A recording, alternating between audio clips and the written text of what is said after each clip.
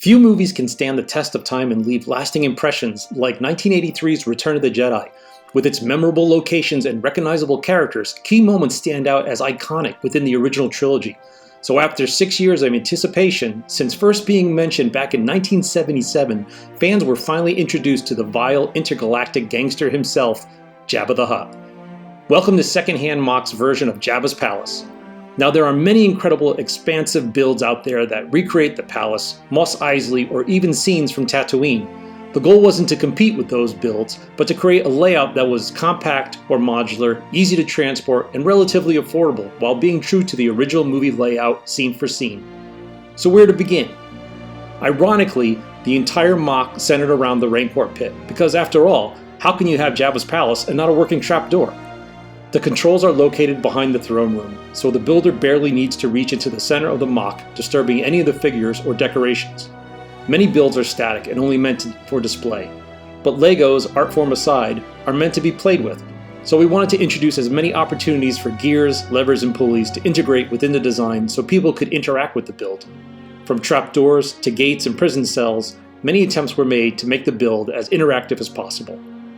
What you may find interesting is that this was Secondhand Mock's very first attempt at a custom Lego build. It took 14 months from beginning to finish, part-time of course, and there were some rules and challenges we gave ourselves. First, the footprint and layout, while architecturally accurate to the movie set, needed to be as small as possible. These were practical reasons for logistics and cost. Second, if the scene or moment was in the movie, however slight, it needed to be represented or referenced in the build. Finally, no official sets were broken up for their parts. Everything you see in this build, minus the characters and figures, came from a bulk bin. Even pieces that someone threw away or donated, we have a saying, every piece has its place. Meaning, even if you don't have a use or idea for something, chances are in the future you'll have a design or challenge where the piece in question will be invaluable. With that said, every scene from the movie is represented in one way or another, along with a few new surprises and familiar faces you may recognize from other Star Wars shows or animated series. Aside from objects to interact with, there are also games built into the mock where viewers can look for Easter eggs, collectibles, or their favorite Star Wars characters and droids. There are so many details that we wanted fans to really take their time to explore and investigate each scene or room one by one. Some of the challenges included engineering issues like how to cross a large span while keeping the space viewable and with little to no obstruction. This took some planning and forethought. Luckily, an architectural background along with some 3D rendered maps helped immensely. These drawings helped to not only plan out the space, but also anticipate future design challenges, problem areas, and piece estimates. Other areas not available on the original map needed to fill in empty areas.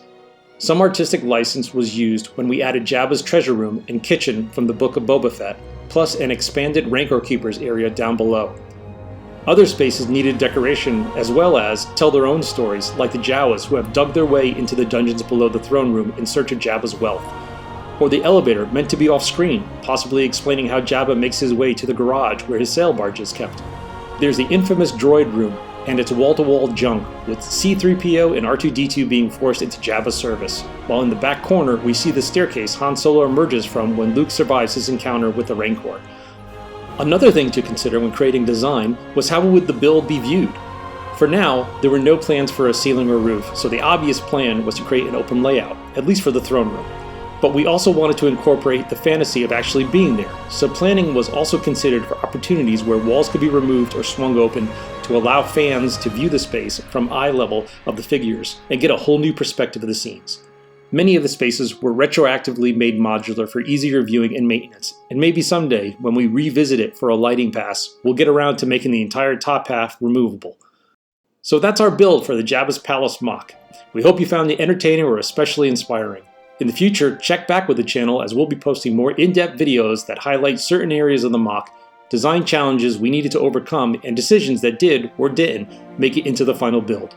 Plus, we'll share some ideas and concepts for when we hope to expand on the palace. You know, when we have the free time and the pieces. If you enjoyed this video, please check out our other movie or theme park inspired videos. Plus, don't forget to hit the like and subscribe button. Until next time, we'll see you again here at Secondhand Mocks, where every piece has its place. Thanks again.